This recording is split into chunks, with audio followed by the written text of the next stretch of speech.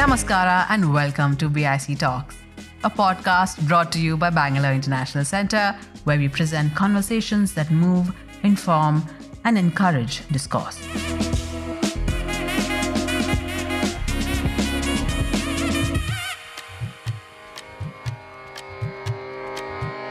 Because the very idea that two people should trade, there is some understanding that there has to be some consent. I trade with you only when I want you what you have and you want what I have.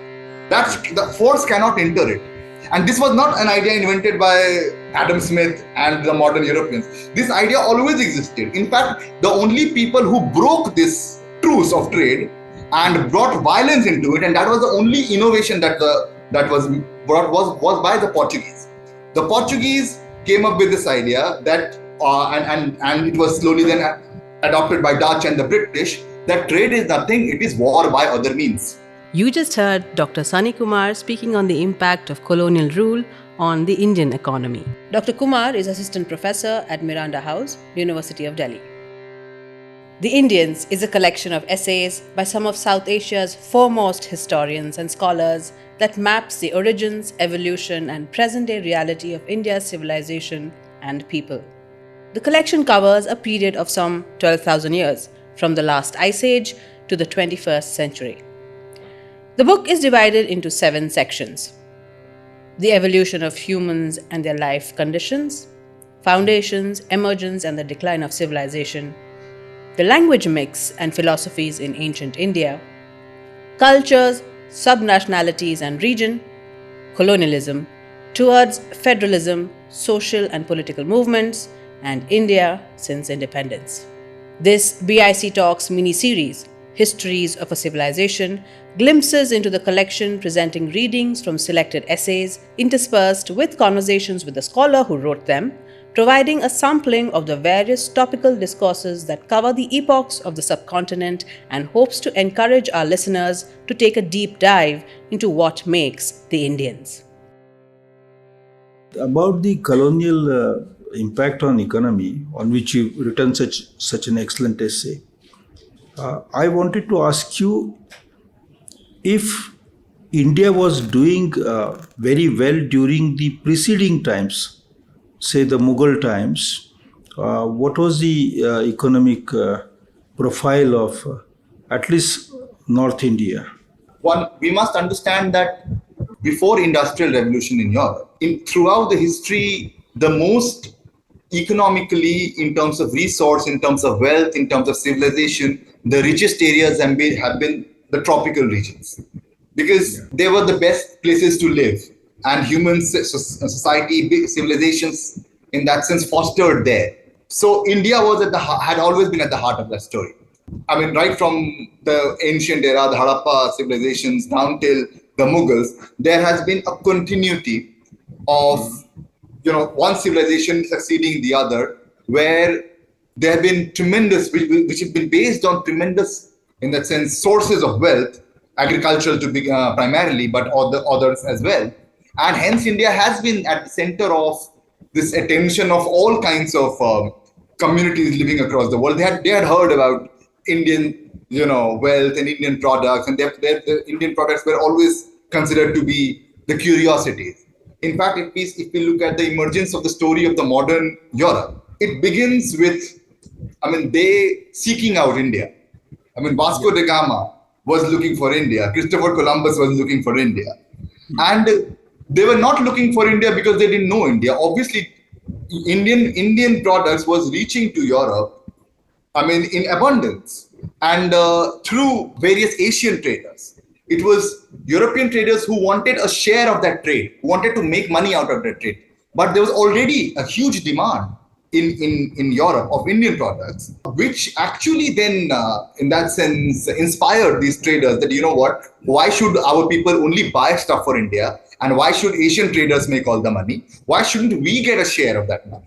But the problem was that a host of Asian empires, and at that time primarily Islamic empires, were right up till the borders of Europe. So, and contrary to today's imagination, they were very adept traders. So on land, the European traders could not compete with them. And that is why they had to innovate. They came up with this long, voyages and new sea routes. They gave birth to this thing called the East India Company. The word India at the heart of it shows that they were looking for India. So yeah, India was very sought after, especially as far as Europe is concerned.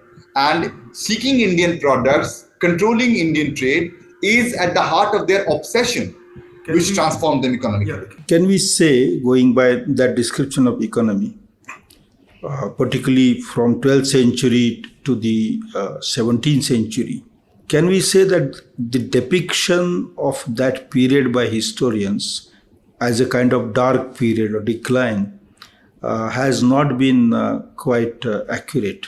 Absolutely. This is actually a very interesting issue, because this narrative that India was, from the coming of the Turks down till, the British took over, went through a dark age, which today has been so central to the nationalist narrative, was actually this invented by the colonizers. I mean, if one has to go back, James Mill. Yeah, James Mill and William Jones all subscribe to that, yes. Yeah, I mean, William Jones was quite more sympathetic, much more sympathetic to Indian riches and Indian culture than James Mill was. James Mill being this quintessential liberal who had this tremendous overconfidence in their own civilization. They did not saw any other merit in any other civilization. He belonged to that school of thought. And without ever visiting India, he wrote this history of India, multi-volume history of India. And it was there that he totally rejected any merit in Indian civilization, any need to study Indian history in detail, Indian knowledge system in detail. And the interesting thing is, the nationalist project, both in terms of politics and in terms of ideas and intellect, which self-professedly emerged to compete with the British, to fight the colonizers, actually adapted their story. Ironically, they are just miming the colonial project. Exactly. But I have two questions. The desire to understand. When Sir Thomas Roe landed in Surat and establishes trading, the first factory, was there any superior techniques of trading that they were using, or it was the backing of their navy that helped the East India Company to compete with the local traders and capture the markets? Yeah, this is a very interesting question. Actually, all kinds of the most latest research have not found any major evidence of any, say, trading or in that sense account keeping, bookkeeping, commercial practices which were not already available in Asia. In fact, all those ideas were taken from Asia into Europe. Yeah, the double entry practice. Yes, the double entry bookkeeping and all of that. So what did Europe have that India did not have? Now that is also an interesting question, because today Europe and the West champions the idea of free trade, that there should be no involvement of state and violence in trade. But the interesting thing is, world over, ever in history, there was never this idea existed that traders should carry guns. Because the very idea that two people should trade, there is some understanding that there has to be some consent. I trade with you only when I want you what you have and you want what I have. That's the force cannot enter it. And this was not an idea invented by Adam Smith and the modern Europeans. This idea always existed. In fact, the only people who broke this truce of trade and brought violence into it, and that was the only innovation that was brought was by the Portuguese. The Portuguese came up with this idea that and it was slowly then adopted by Dutch and the British, that trade is nothing, it is war by other means. So trade is not about simply two people coming together and exchanging what they don't have, but it is about use of military to monopolize and conquer. Professor Sunny Kumar, are you saying then that the myth of piracy on the high seas was an invention of the Dutch and the Portuguese? Absolutely. Absolutely. They were very clear. I mean, this idea is called mercantilism. Eventually, it was called mercantilism. So this idea evolved in the 16th and the 17th century, that just like the landed entities, before at that time, politics and political power was all about control over land. Now, these people could not have competed with Asian empires over land. So they started seeing sea as territory. And they were actually not traders. What they were was they had this political ambition to militarily control sea and the ports and the coasts. And disrupt the sea routes, establish sea routes. And they were fortunate enough that the big empires of Asia did not take sea routes seriously. So they were not really interested in, okay, what are they doing on these coastlines? They are fortifying them. They are placing their military there. They were not really worried about that. So in that sense, these traders were actually not traders. From the very beginning, they had a conquistadorial mindset, a mindset to conquer.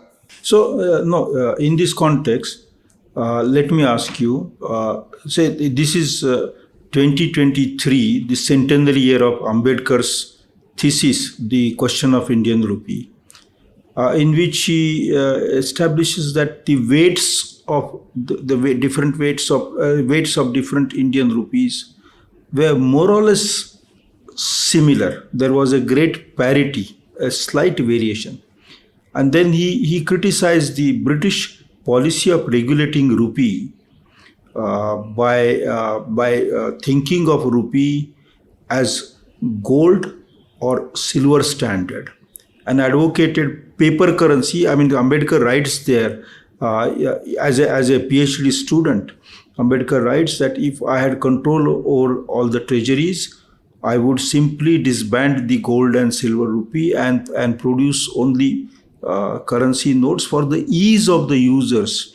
So Ambedkar's economics is in a way consistent with the economic practices and trading practices that you describe as having existed in the 16th and the 17th century.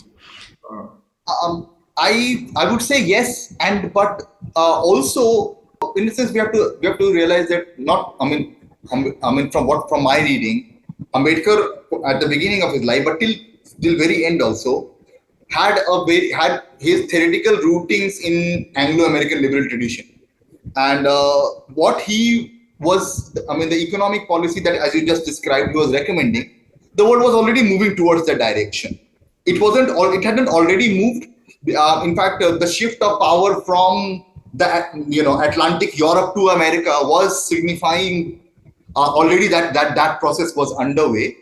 So Ambedkar in that sense, because Ambedkar is writing in early 20th century, already by early 19th century, the old school mercantilist world gives way to modern industrial world where consumerism had to be fostered.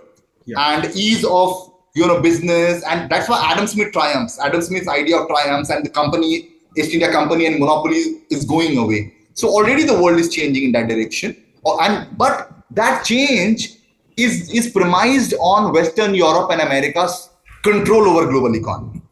So already they have, and which exists even till today, that they have a rentiers and a kind of an owner's control over economy. So it's not that the ease of doing business or circulation is, in that sense, allowing equal access to everyone on economy. It still is, empowering the, Western European and American, countries which control the economic infrastructure. So replacing paper money, gold with paper money is not, in that sense, it was in the logic of liberal economics, but at the same time, it still would have allowed that power to stay with the West. Okay, thank you, because this is time to relook at what Ambedkar was proposing, and I think his thoughts captured the shift taking place post World War I. And despite the resistance from his supervisor Cannon, he fought for his position. And may I request you to read the first three paragraphs of your admirable essay on the impact of colonialism on Indian economy. The essay is titled The Impact of Colonial Rule on the Indian Economy. The Indian economy underwent a structural transformation during the British era, but the assessment of this transformation has been debated since the days of the regime. On the one hand, there are those who believe that the British rule dragged the Indian economy backwards by systematically deindustrializing and pauperizing it. On the other hand, the critics of this theory list a host of economic, institutional, and infrastructural changes introduced by the British government as measures intended to modernize the Indian economy. They blame the lack of expected growth on the entrenched structural flaws in the Indian economy. This essay attempts to provide an overview of this debate and highlight key features of the Indian economy in the 19th century. In the 18th century, India was primarily an agricultural economy, but so was the rest of the world, including most of Europe. Indian commodities were one of the most sought after and were the driving force behind the birth of European trading companies and naval missions. Around 1750 AD, India produced about a quarter, that is 24.5%, and China produced about a third, that is 32.5% of global commodities. It was Britain's determination to rid itself of its over-reliance on the imported Indian cotton textile which prompted its first wave of industrialization. The combination of British industrialization and its colonization of India ensured that by 1938, India's share fell to 2.4%, that is from 24.5% to 2.4%. Although the British followed other Europeans to India, primarily seeking Indian products, their mission to colonize India followed from their desire to have monopolized access to Indian goods and to pay for them with exacted Indian land revenue rather than pound sterling. Hence, from the outset, the purpose was not to establish a prosperous Indian empire, but to use Indian prosperity solely to guarantee the East India Company's and subsequently the private traders' profit. One of the earliest impact of British colonialism was the commercialization of Indian agriculture, which integrated the rural economy with the world and enhanced its profitability. But it was not the peasantry but the East India Company, British planters, traders, and village money lenders who retained control and reaped the profits from these developments. For example, the cultivation of opium was controlled and monopolized by the company in order to balance the payments made for the purchase of silk and tea from China. Similarly, the plantation of tea and indigo was controlled by European planters. The peasants were advanced cash loans and forced to sell on a predetermined rate. Since the mid-19th century, the cultivation of commercial crops like sugarcane, cotton, and later jute spread where the Indian peasants had no control over the sale of the produce. Even when the need for high capital investment, sales in distant market, and increasing burden of tax led to the dominance of traders and moneylenders over peasants. The requirement for cash advances and lack of state-sponsored credit provisions resulted in a vicious cycle of rural indebtedness and pushed them to the brink of famine, which recurrently ravaged the peasant economy.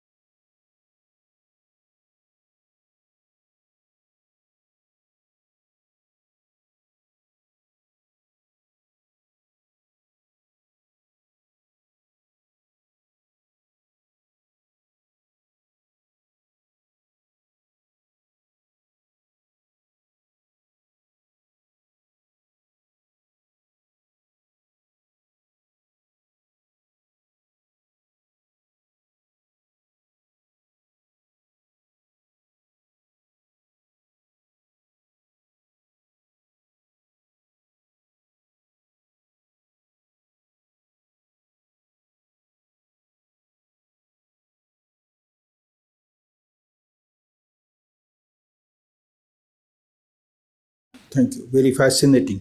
Before saying goodbye to you, I want to know if Mahatma Gandhi's understanding of the impact of colonialism on economy, which also led him to think of village and labor and the idea of possession and wealth differently, whether it made sense in the context of the colonial economic project, or you think it was esoteric, individualistic response?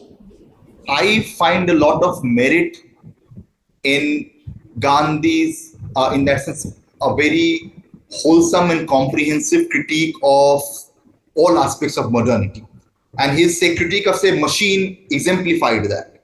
How machine, he critiqued machine not simply as, as an economic unit, but as a civilizational entity, which in that sense transformed a human being, a human being who has certain amount of autonomy over what he thinks he is and he does, to someone who simply is a slave of a animate entity. So, and that he extrapolated that critique to a critique of civilization. But the problem was that, when I always say this to my students, that, in Gandhi, what is missing is a more nuanced understanding of capital and a more nuanced understanding of class to understand labor. Whereas in Marx, what is missing is a thorough critique of machine and modernity like Gandhi has. So in that sense, both should be read in a complementary manner, and both kind of work together very well. So, yeah. Thank you. It's brilliant. Thank you for being a part of this book. It has been a very exciting time for me. Making this book was a great learning for me. I hope you enjoyed the book. Yes, I really enjoyed it, and I'm still going through, there's so many essays, going through them one by one. But yeah, thank you for giving me this opportunity, both for writing the pieces and for talking to you on this medium. Thank you indeed. I will be in future I'll be opening up a new project based on Asia, entire Asia, from Turkey to Japan. And I would very much love to have you to be a part of that enterprise. Thank you indeed.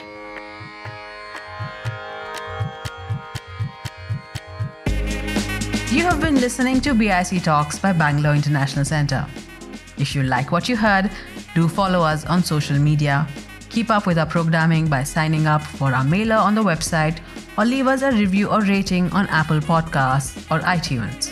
The crew that makes these podcasts possible is Gaurav Krishna and Ishan Gupta on sound supervision and production, with support from S. Sarunaraj and Raghu Tenkaila. Artwork is designed by Chandni Venkataraman of Crisscross Design Studio. Don't forget to subscribe to our channel on your favorite podcast platform.